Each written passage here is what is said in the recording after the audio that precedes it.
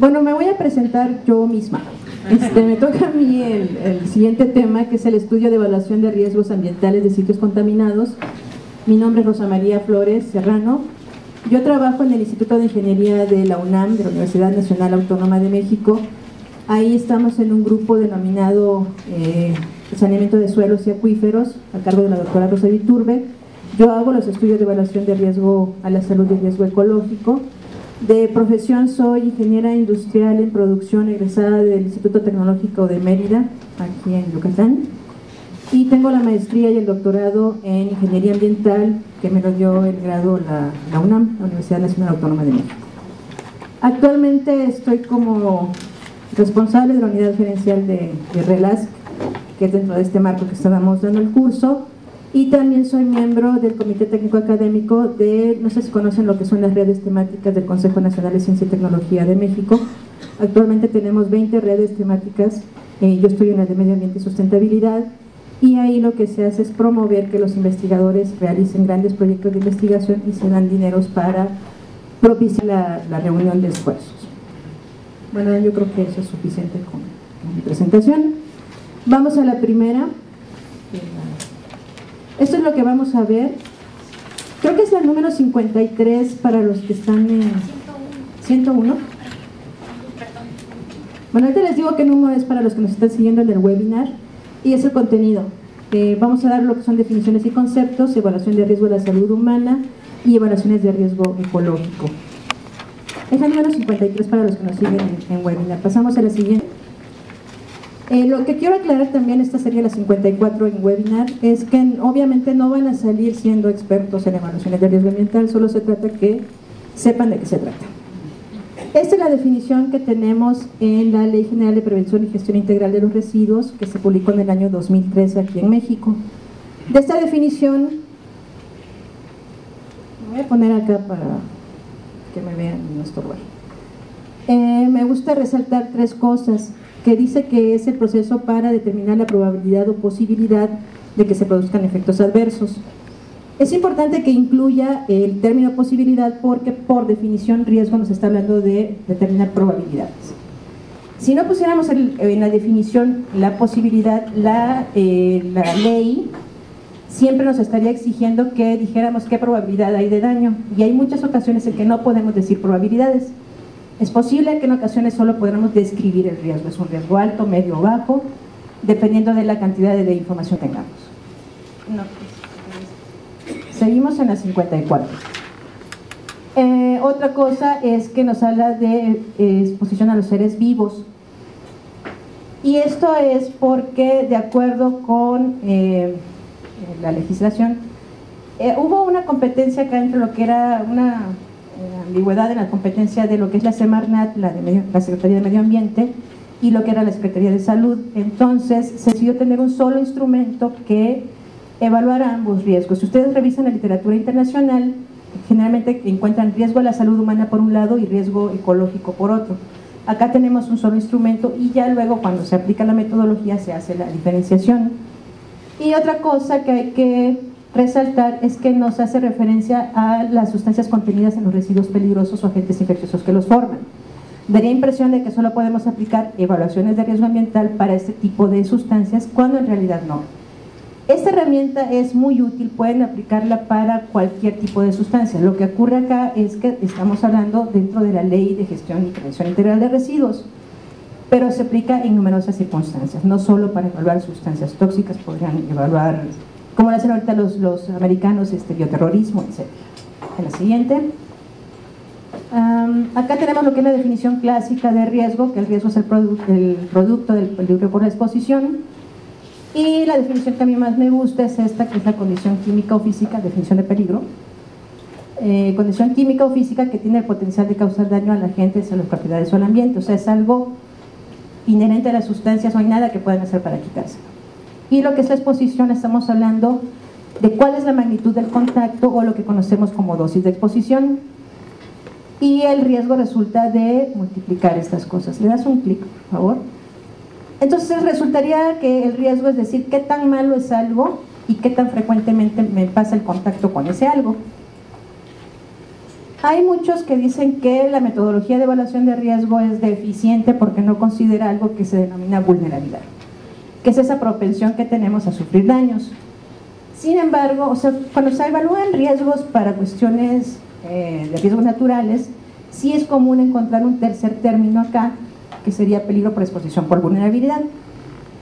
En cuestiones ambientales es muy difícil que se pueda hacer porque la vulnerabilidad depende de cuestiones genéticas. Puede ser que yo, por herencia de mis padres, tenga mayor propensión a tener algún mal, o puede ser que mi alimentación me destine a que voy a ser más propenso. Como es muy difícil medir esto, lo que normalmente se hace está de manera un poco no directa la vulnerabilidad en las ecuaciones de riesgo. Lo que hacemos es tomar a esa población más sensible para hacerle de riesgo. Si hablamos de cuestiones residenciales, pues tomamos a los niños. Y de ahí, de alguna manera, estamos considerando la vulnerabilidad. La respuesta a esta pregunta de si todas las sustancias son tóxicas, pues la respuesta es sí. Todo depende de la exposición, o sea, la dosis. O sea, el riesgo va a depender de qué cantidad, por cuánto tiempo y en qué circunstancias estoy expuesta a la sustancia. La siguiente. Entonces podemos decir que una persona está en riesgo cuando está expuesta a un peligro, y la magnitud del riesgo es una función de la peligrosidad de la sustancia y la magnitud de la exposición. Nuevamente tenemos acá la definición en letras rojas de que riesgo es igual al contacto por peligro, o lo que sería lo mismo la dosis por un factor de potencia, que depende de la sustancia tóxica, que vamos a ver un poco más adelante. Estos números que tenemos acá son riesgos aceptables, y estos son aplicables cuando estamos hablando de sustancias cancerígenas. Es cuando sí podemos hablar de probabilidades. Generalmente un intervalo de riesgo aceptable es 1 por 10 a la menos 4 a 1 por 10 a la menos 6, o lo que es lo mismo es pesar un individuo en 10.000 de adquirir cáncer, o un 0.0001 o un 0.01% de probabilidad. Lo mismo para el caso de 1 por 10 a la menos 6. Son formas distintas de expresar esa probabilidad de riesgo. La siguiente. Vamos a ver de manera separada lo que es evaluación de riesgo a la salud y lo que es riesgo ecológico, aunque ya expliqué que el instrumento legal en México considera ambos en uno solo, ¿no? La literatura nos identifica 4 pasos para hacer la evaluación de riesgo a la salud humana, que es la identificación del peligro, la evaluación de la exposición, la dosis respuesta y la caracterización del riesgo. Esto fue creado en el año de 1983 por el Consejo Nacional de Ciencia, y fue pensado cuando se hacían evaluaciones para sustancias puras. O sea, yo iba a evaluar un cosmético, una droga, etcétera. Cada quien hacía sus evaluaciones de riesgo como creía conveniente, y lo que hizo este instituto fue homogeneizar, y dijo estos 4 pasos. La siguiente. Lo que hizo la EPA fue acomodar esta metodología para sustancias puras, para sitios contaminados, donde lo que tenemos son mezclas de sustancias y no sustancias puras. Entonces lo que hacemos en evaluaciones de riesgo de sitio contaminado es: primero hacemos una planeación del proyecto, recolectamos información, hacemos la evaluación de la exposición, la evaluación de la toxicidad, y acá están implícitos los 2 pasos que vimos en la lámina anterior, que es la identificación del peligro, la evaluación dosis respuesta, y esto me va a dar lugar a hacer la caracterización del riesgo, que sería ese valor de probabilidad de adquirir cáncer, o como vamos a ver adelante, un cociente de peligro para sustancias que solo producen efectos sistémicos. Y este valor es el que a mí me interesa para tomar decisiones. La siguiente. Vamos a ir viendo estos pasos.